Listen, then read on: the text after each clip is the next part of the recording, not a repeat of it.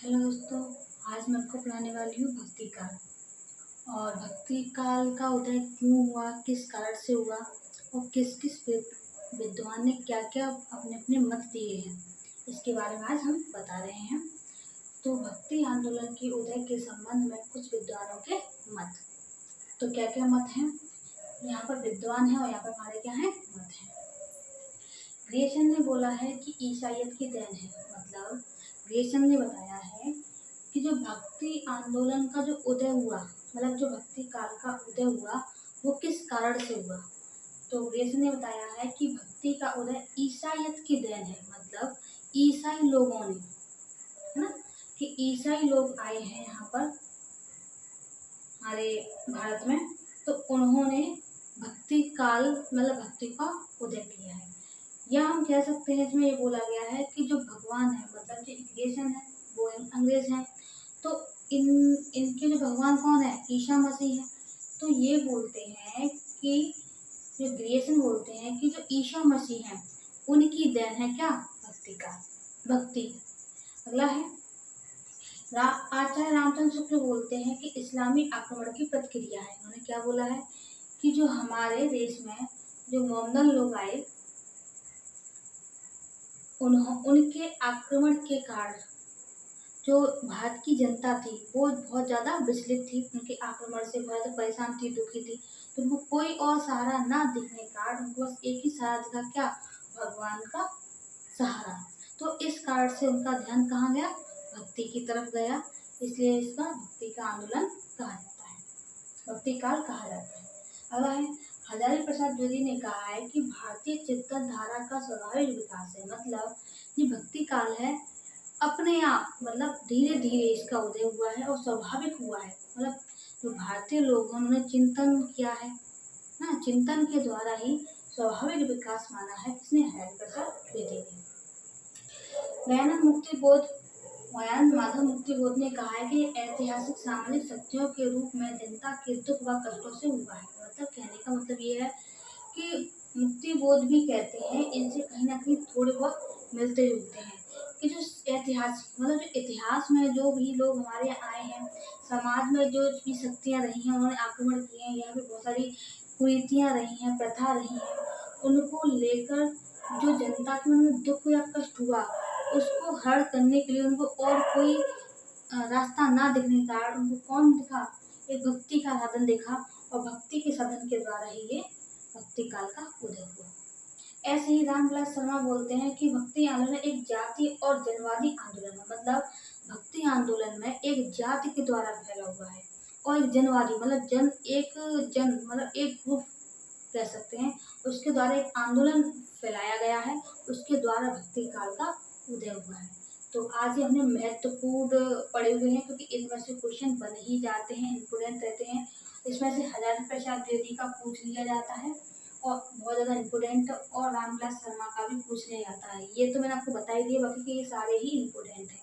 तो देखिए मैं इसकी थोड़ी बहुत ट्रिक बता भी देती हूँ कि ईसाइयत जो क्रिएशन है, क्रिएशन के क्या थे, मोमदन थे, और सॉरी क्रिएशन क्या थे, हमारे अंग्रेज थे, और अंग्रेज क्या के भगवान क्या होते हैं, ईसा मसीह होते हैं। तो क्या हो गया, ईसाइयत की देन। रामचंद्र शुक्ल क्या करते थे, उन्होंने आक्रमण करके किसको, रावण को हराया था, है ना। रामचंद्र शुक्ल ने रावण को आक्रमण करके क्या किया, उसको हराया था। तो हमने इसकी ट्रिक कैसे बना दी कि रामचंद्र शुक्ल ने आक्रमण करके इसको हरा दिया। अगले अगर हम ट्रिक इसकी माने तो हजारी प्रसाद द्विवेदी क्या है, चिंतन धारा। अब ये बताइए अगर किसी के पास हजारों रुपए होंगे तो भाई उसको तो रात में वैसे भी नींद नहीं आएगी, ठीक है ना। तो जब नींद नहीं आएगी तो क्या उसके अंदर चिंताएं चलती रहेंगी, है ना। तो क्या होगा, कहीं चोर न चुरा के ले जाए, कहीं उसको बांट ना ले कोई, है ना। तो यहाँ पे क्या है कि हजारों रुपए किसी के पास है तो चिंतन धारा तो चलेगी ही चलेगी। तो हजारी प्रसाद द्विवेदी का है चिंतन धारा का स्वाभाविक विकास। तो आप ऐसे ट्रिक इसकी बना लीजिए, आप ऐसे उसमें अगर एग्जाम में आएगा तो आप इसमें लिंक बना सकते हो। ऐसे ही दयानंद माधव मुक्ति बोध का अगर हम कहें तो दयानंद माधव मुक्ति बोध ऐतिहासिक सामाजिक सत्यों के रूप में दुख और कष्टों से हुआ है। तब देखिए ये माधव है, माधव कौन, श्री कृष्ण, है ना। या हम कह सकते हैं गजानन, जैसे गजानन महाराज मतलब कौन हो सकते हैं, गजानन महाराज हो सकते हैं हमारे गणेश जी। तो माधव या गजानन क्या करते हैं, दुखों को और कष्टों को दूर करते हैं। क्या करते हैं, दुखों को और कष्टों को क्या कर देते हैं, वो दूर कर देते हैं। कौन, माधव जी। अगला है हमारा रामविलास शर्मा। अब रामविलास शर्मा क्या है कि ये भक्ति आंदोलन एक जाति और जनवादी आंदोलन है ना। तो यहाँ पर क्या है कि रामविलास शर्मा का इसका लिंक तो नहीं है, लेकिन थोड़ा सा आप भी बना लेंगे और हम भी थोड़ा बना लेंगे, तो इतनी आपको लिंक याद हो ही गए होंगे। तो ग्रेसन कौन है, अंग्रेज है तो ईसाइयत हो जाएंगे। रामचंद्र शुक्ल कौन है, इस्लामी आक्रमण है, मतलब आक्रमण किया उन्होंने, और हजारों हैं तो चिंताएं होंगी, माधव है तो दुख कष्ट दूर हो जाएंगे हमारे। तो ये हमारा आज का हो जाता है क्लियर। बताइए किस बच्चों की समझ में आया है, अगर है तो कमेंट कीजिएगा और उसके बाद हम आगे बढ़ते हैं। अब आगे क्या है, आगे हम शुरुआत करते हैं इसकी।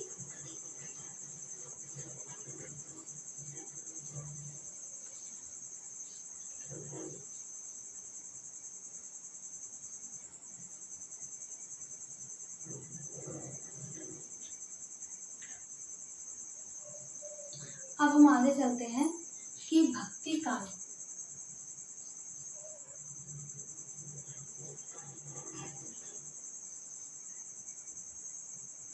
जो हमारा भक्ति काल है, अब भक्ति काल हमने आपको कितने 4 प्रकार बताए थे भक्ति काल के। तो पहले हमने क्या बताया था, आपको पता होगा, यहाँ पर हमने बताया था लघुण, यहाँ हमने बताया था सगुण। हमने आपको पहले ही क्लास में इसी बताई थी, इसमें हमने बताया था आपको क्या, यहाँ हमने बताया था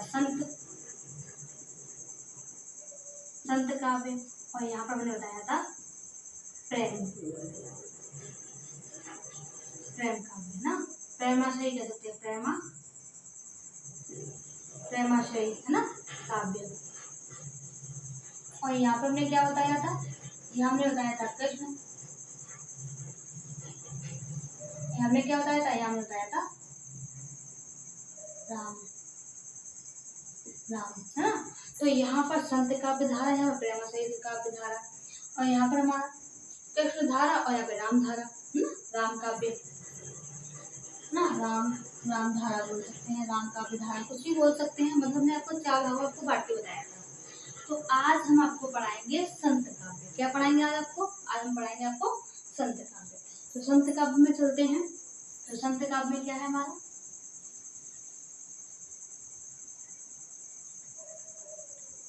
चलिए अब हमारा आता है यहाँ पर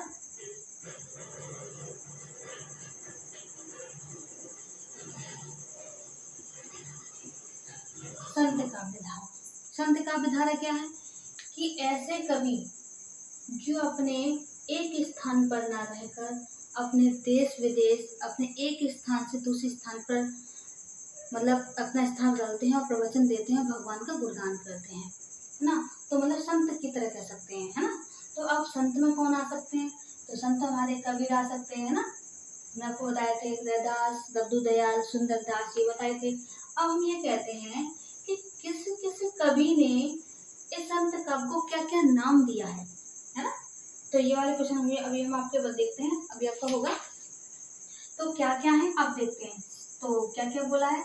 तो यहाँ हम बोलेंगे प्रस्तोता और यहाँ बोलेंगे हम नामकरण। ये हमारे इम्पोर्टेंट हैं, क्वेश्चन हमारे बन जाते हैं। तो प्रस्तोता कौन है, अगले हमारे यहाँ आते हैं कबीर। तो कबीर ने संत काव्य धारा को क्या बोला है, तो कबीर ने संत काव्य धारा को बोला है ज्ञानाश्रय शाखा। क्या बोला है,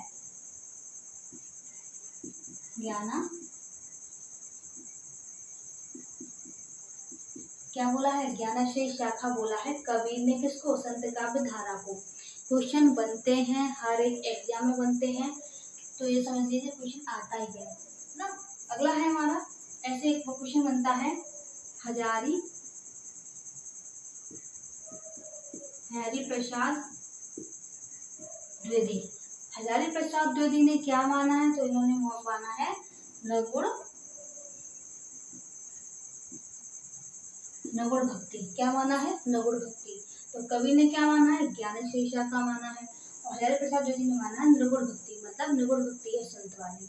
अगला वर्ड आता है हमारा राम कुमार वर्मा। तो राम कुमार वर्मा ने क्या माना है? तो राम कुमार वर्मा ने माना है संत काव्य। क्या माना है? संत काव्य, जो कि हमने आपको बताया है। तो कबीर ने क्या माना है? ज्ञान शीर्षा का माना है। हरिहर प्रसाद जोशी ने क्या माना है? निर्गुण भक्ति माना है। और राम कुमार वर्मा ने क्या माना है? संत काव्य माना है। अच्छा, अगला आता है हमारा यहाँ पर राम स्वरूप चतुर्वेदी। इतने ही, इसके में आगे आता है हमारा गणपति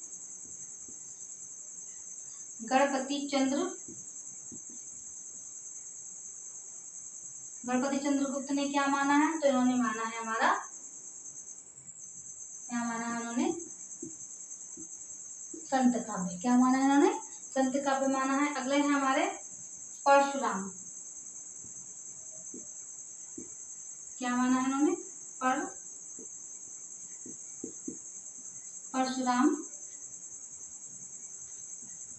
परशुराम चतुर्वेदी। परशुराम चतुर्वेदी ने क्या माना है? इन्होंने भी यही माना है। तो चलिए इसका हम लिंक बना लेते हैं, कैसे याद करते हैं। तो संत काव्य धारा को किस किस कवि ने क्या क्या नाम दिया है, तो याद करना है, क्योंकि एग्जाम में पूछ लिए जाते हैं। तो कबीर ने क्या माना है? ज्ञान शीर्षा का। तो कबीर में क्या है? ज्ञान भरा है। कबीर के अंदर क्या है? ज्ञान है, तभी तो फेमस हुए हैं वो। तो उसका ट्रिक क्या मानेंगे कि कबीर के अंदर क्या भरा है? ज्ञान। तो ज्ञान शीर्षा का माना है। हरिहर प्रसाद जोशी ने क्या माना है? निर्गुण। क्या माना है? निर्गुण। तो हजारों रुपए अगर किसी के पास हो, लेकिन उसमें हम कोई किसी के अंदर गुण पैदा नहीं कर सकते, तो इसका क्या लिंक बनेगा? निर्गुण। अगर हम इसको याद करना चाहें तो कैसे बनेगा? निर्गुण। कि हम हजारों रुपए अगर किसी के पास हो और किसी के पास गुण नहीं है, तो हम हजारों रुपए होते हुए भी किसी के पास हम गुण नहीं ला सकते। ठीक है, तो क्या नहीं कह सकते हम? हजारों रुपए नहीं ला सकते। तो अब इसमें क्या है कि हजारों रुपए होते हुए किसी के पास क्या नहीं है? गुण नहीं हो सकता। अगला है राम कुमार वर्मा ने। तो राम क्या थे? संत थे, आपने तो देखा था। उनको 14 साल का वनवास हुआ था। किनको? राम कुमार वर्मा को, और परशुराम चतुर्वेदी को, और गणपति चंद्र गुप्त को। तो ये क्या है कि राम कुमार, परशुराम और गणपति क्या है? इन्होंने संत काव्य धारा बोला है। तो कैसे? कबीर में क्या है? ज्ञान है। हरिहर प्रसाद जोशी में क्या है? ये क्या है? इनको गुण नहीं है, है ना? क्या नहीं है? गुण नहीं है। और राम कुमार वर्मा क्या है? संत काव्य है। गणपति चंद्रगुप्त क्या है? संत काव्य है। और परशुराम चतुर्वेदी क्या है? संत काव्य। इन्होंने ये वाली चीजें मानी है। तो किस किस की समझ में आया है देख लीजिएगा, फिर हम आगे बढ़ाते हैं।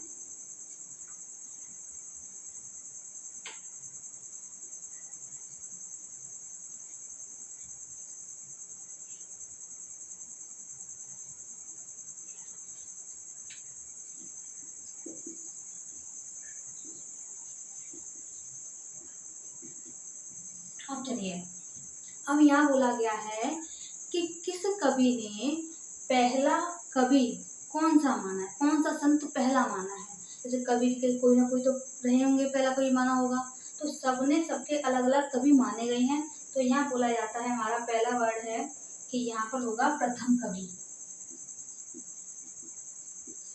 किस किसने पहला कवि माना है? तो कबीर को किसने माना है? यहाँ पर हम बोलेंगे कि प्रथम कवि है। तो यहाँ पर हमारा आ जाता है, यहाँ कर देते हैं इसको प्रथम कवि। और यहाँ पे हमारे आ जाएंगे प्रस्तुता। प्रस्तुता का मतलब होता है कि जो व्यक्ति बोल रहा है। तो कबीर को किसने माना है? तो कबीर को हमारे माने हैं रामचंद्र शुक्ल ने। किसने माना है? रामचंद्र शुक्ल ने। अगर हम बोले कि हरिहर प्रसाद जोशी ने किसको माना है? नामदेव को। किसको माना है? नामदेव को पहला कवि। किसको माना है? नामदेव को पहला कवि माना है इन्होंने। अगले हम आते हैं, हमारे अगले कवि हैं, हमारे हैं राम कुमार वर्मा। तो राम कुमार वर्मा ने भी किसको माना है? इन्होंने भी किसको माना है? नामदेव अगले हैं हमारे गणपति। तो गणपति ने किसको माना है? गणपति ने भी माने हैं नामदेव को। किसको माना है? नामदेव को माना है। तो हजारी प्रसाद द्विवेदी को ने किसको माना है? सॉरी, इनको माना है, इन्होंने माना है कबीर को। और राम स्वरूप त्रिवेदी को माना है कबीर ने। चलिए अब पढ़ते हैं क्या क्या बोला है कि संत काव्य में किस किस कवि ने, किस किस लेखक ने या वैज्ञानिक ने क्या माना है, किस किस उसको माना है। तो यहाँ पे देखो पहला कवि ये है, इसमें से अप्रस्तुता कौन है? ये वाले हैं। तो सबसे पहले हम यहाँ कह सकते हैं, यहाँ पे हम सबसे पहले कह सकते हैं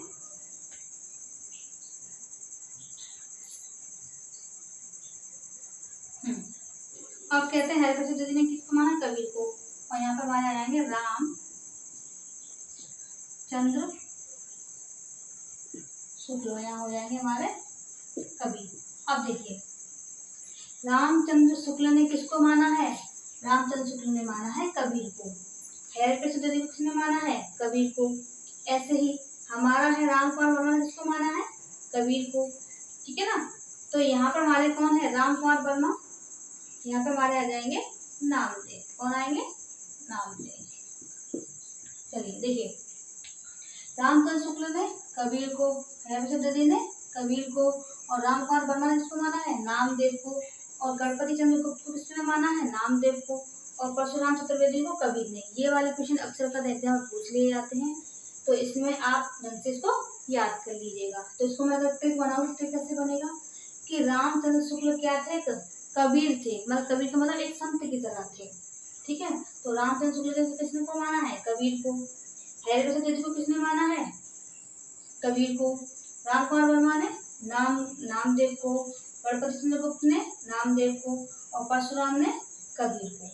तो इतना आपको याद हो गया होगा। चलिए आगे चलते हैं। ये आपको समझ में आ गया हो तो लाइक कीजिएगा।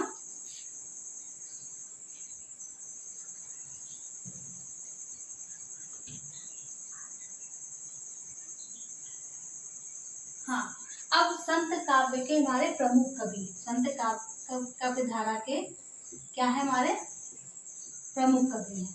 और प्रमुख कवि कौन कौन से हमारे? एक तो हमारे आते हैं कौन? कबीर। और दूसरे आते हैं हमारे कौन? तो इनको ही पढ़ लेते हैं एक बार। अच्छा आप बताइएगा कि कबीर दास जी का जन्म कब हुआ था? तो कबीर दास जी का जन्म हमारा हुआ था 1398 से कितने हुआ था? 1518। कितना? तो कबीर का जन्म, ये क्या है इनका जन्म, और ये क्या है इनकी मृत्यु।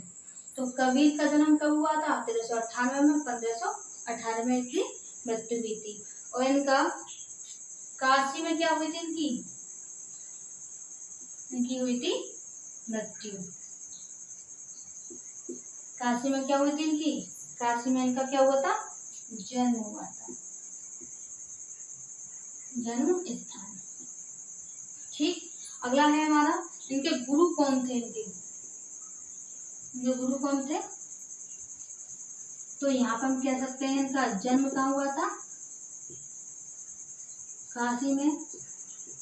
और इनकी मृत्यु और इनके गुरु, तो हम कह सकते हैं इनके गुरु कौन है? इनके रामानंद। और मगहर में इनकी क्या हुई थी? मृत्यु हुई थी। ठीक है। और ये इनका क्या है? जीवन परिचय। तो कबीर का जन्म क्या हुआ था? 1398 से 1518। जन्म इनका काशी में, मृत्यु इनकी मगहर में, और गुरु कौन है? रामानंद है। इनकी 3 रचनाएं हैं, शाखी,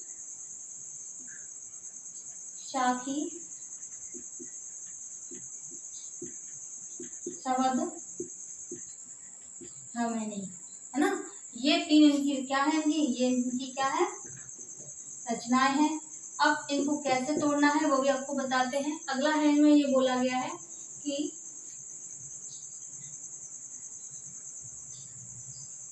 इनको बीजक बीजक नामक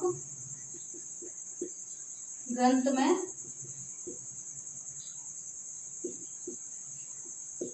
संग्रहित किया। मतलब इनको एक बीजक नाम का ग्रंथ है, उसमें तीनों रचनाएं हमारी सम्मिलित हैं।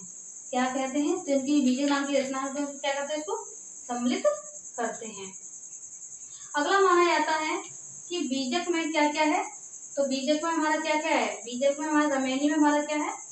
शाखी में बोला जाता है इसमें हमारा राजस्थानी पंजाबी, राजस्थानी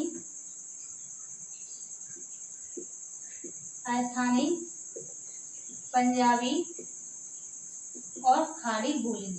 तो क्या है साथी में?